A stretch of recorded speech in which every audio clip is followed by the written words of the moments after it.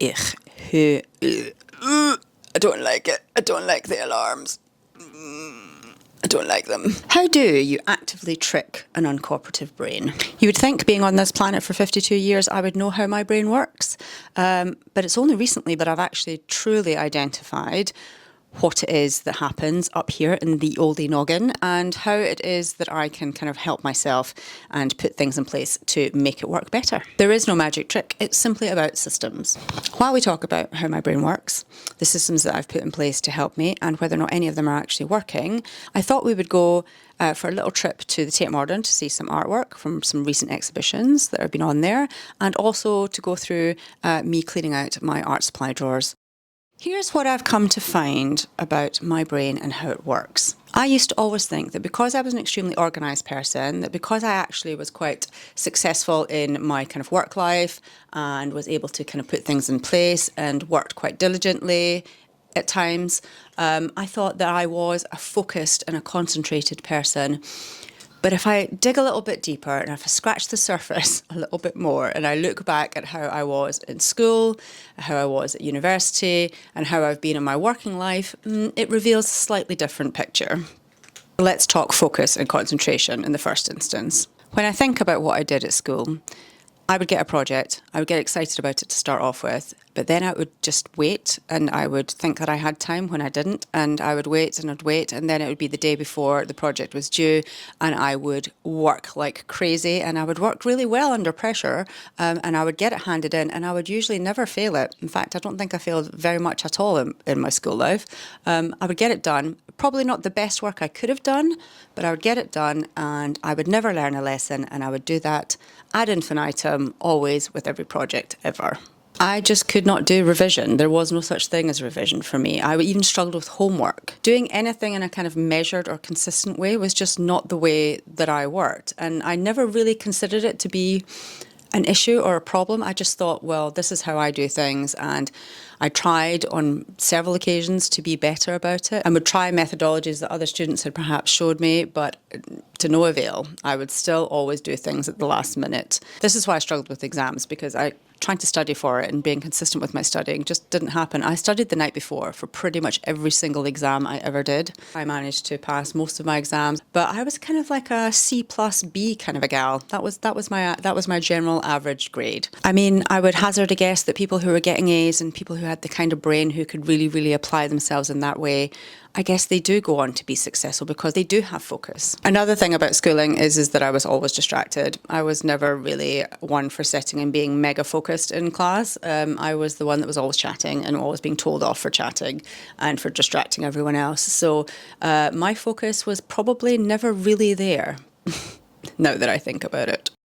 When I think back on my TV career and all of the work that I've done there, again, scratching the surface a little bit deeper, I can see that there were bursts of energy, there were bursts of focus, bursts of concentration, but it didn't happen all the time. And it only really also happened when there was a deadline. If I knew that something had to be done, if it was important, if somebody was waiting on something because of the work that I had to do, then I got it done and I did it well and I did it with a lot of focus and a lot of concentration and I really applied myself.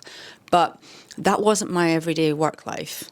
I mean, a lot of people will probably say that is what they're like at work every day, but it really truly is the case for me. I would do short bursts of work and I would spend the rest of my time chatting to people and distracting people from their work. You know, some things never change. So if we're talking about consistency, and I look at other areas of my life where I might have needed to apply such consistency, small bursts of energy, small bursts of hyper-focus, and then nothing for an even longer time. So I am not entirely sure why I think that this is going to be different all of a sudden, just because I've decided it's going to be. So what I need to do is I need to be honest with myself about how I actually work, be honest with myself about what I'm capable of, and then just adapt my kind of systems to help me. And honestly, I don't really think I need to change things. I have actually achieved things in my life thus far, and I can achieve more things in my life if I just work within the systems that work for me. I have identified 5 systems that I feel like are the most prevalent in my life, and which I can probably continue to use with regards to, you know, art making, creativity, etc. System number 1, my energy system. So rather unfortunately for me, I happen to be in the stage of life that is called perimenopause, which is, you know, super fun times. Love it. which means that my hormone depletion also affects my energy, and I have to be super conscious and aware of where my energy lies, when I've got any energy, and how I can capitalise on that energy when I've got it. I happen to be one of those annoying people that gets up at 5 a.m.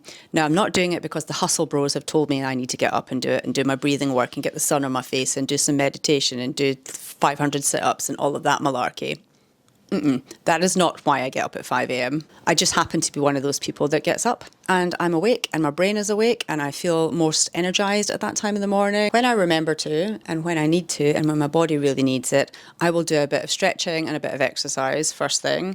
I don't always do it, I'm not going to lie. I quite often will get up, we'll get dressed, we'll go downstairs, we'll get coffee, we'll feed the cats, we'll come back and we'll start working straight away. Part of that is because I don't want to waste any of the brain energy. You know, this sharp thinking, the clear thinking, the focused thinking, it happens at that time. I've got a very brief window in which to utilise it and capitalise on it. And so therefore I don't want to waste it on doing some yoga stretches, if you know what I mean. So some of the things that I will do first thing in the morning are things like my business admin, if I've got anything important or urgent I need to do, answering some emails, organising my schedule. But then I like to jump into kind of creative work as quickly as I can. So at the moment that means editing. So as I'm doing lots of video editing for these videos, for social media, for TikTok, etc., I'll get on and do some editing. But my energy system, it really is only between the hours of about 5 a.m. and maximum 2 p.m. in the afternoon. That is the block of time, that is the window of time that I can get anything concentrated done.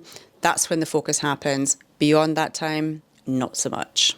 So the other system that I like to use is time blocking. I will just put in one big block of time, 9 a.m. till 2 p.m. usually, and I will just allow myself to do whatever I want to do in that block. I do not get too prescriptive about it because as soon as I lay out kind of bullet point tasks or lots and lots of little blocks of things that I need to do, my brain goes, oh, how about no? I don't want to do that.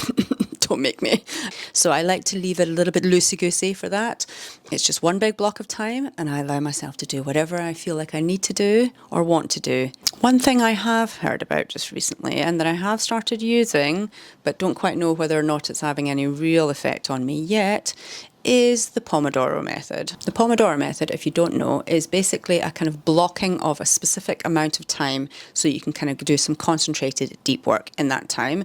And you set yourself a little timer, whether you use your iPhone or a physical timer, whatever it is you use, and you just do the work for that time slot. You don't extend beyond it. You can give yourself another time slot if you want, but the point of it is that you're giving yourself a set amount of time to do something in so that you don't get overwhelmed, and so there isn't this kind of looseness with regards to what you need to work for and how long you need to work for. I have actually found it to be quite helpful. When I get it done, I can do blocks of 25 minutes to 45 minutes, depending on what the task is.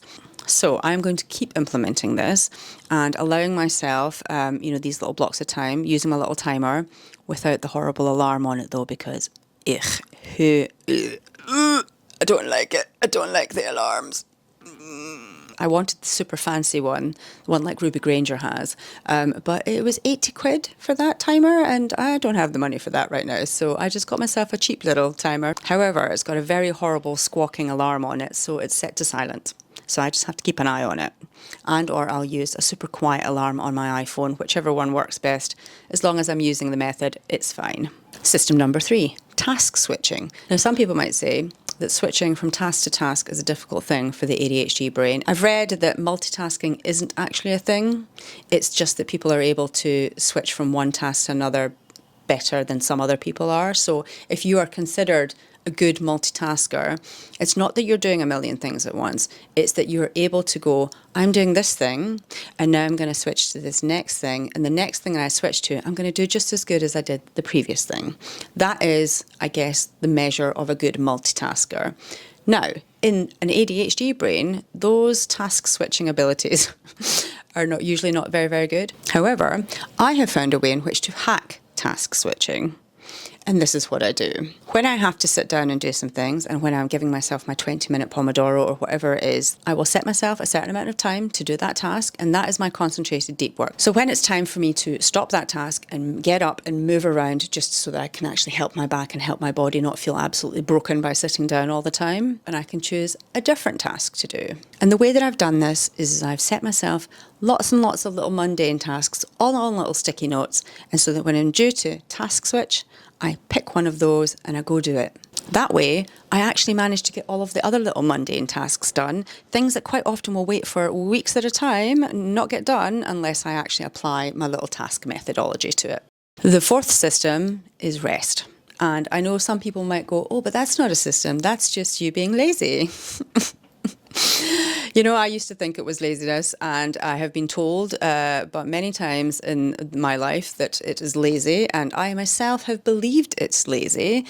This is in part due to the whole kind of capitalist system that we live in, which is always be productive, you must never be resting, oh my God, what are you doing having a nap, you're a grown woman, you're not a baby. I don't care. I will have an effing nap. Because I'm super aware of my energy, remember we talked about energy systems, I know that when I hit 2 p.m. in the afternoon, energy completely depletes from me and it is time for me to rest. I know this about myself, I have figured it out about myself, and I've implemented it as a system, and guess what? It's actually working. What I will do for rest isn't actually always a nap. It might be going for a walk. Rare, but it sometimes happens. What it usually entails is me lying on my bed with the kitty cats, sometimes all 3 of them, sometimes just one at a time. We will hang out, we'll get cozy, we'll have a snuggle, we will read a book, or we might watch some YouTube on my iPad, or we'll have a little nap. Either way, it's usually about 90 minutes, an hour and a half, maximum 2 hours, where I will just chill the F out. I don't do it every single day. There are some days when I'm just busier in the afternoon and I need to get other kind of things done. It's never brain work. It's never concentrated, focused work that I'm doing in the afternoon. It's always, you know, chores or errands or something relating to my business or something related to the house. I don't always rest, but I usually feel bad for not having done it. And, you know, it seems to be working for me thus far, so it's a system that's going to stick. The fifth system, and this is not a system that actually gets done with any real regularity. I would like to be better at it, but as we already mentioned, trying to change habits of a lifetime doesn't always work. When I remember to, or when I am inclined to, preparation is a system that can really help my life. This can pertain to things like my eating habits and food prep, making sure my gym kit is ready so that I actually go to the gym, making sure that my art supplies are out and ready for me to do things, that I've got a sketchbook ready, that I can get a canvas prepared, or anything at all that is setting myself up to help myself. It's kind of like a help me to help me kind of a situation. Sometimes it works, sometimes it doesn't, but generally we're good. So those are the systems that I've been using. I think they're working. They are for the most part working. I'm not going to be introducing anything majorly new at this stage other than the Pomodoro method, obviously. I will report back as to how I'm getting on with it.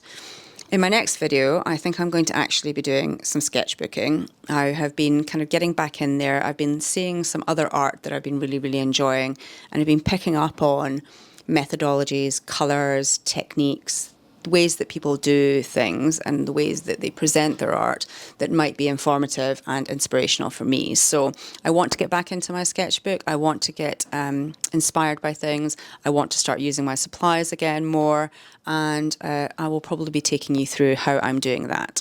Thank you for watching. If you got to the end of this video, I really appreciate you being here, and I really appreciate you being part of my journey as I'm trying to navigate this newfound energy with regards to creativity and being creative.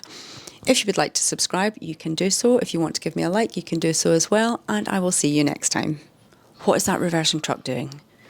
Oh my God, reverse already. Okay, we can hear you reversing. Could you just do it? Is it finished? God.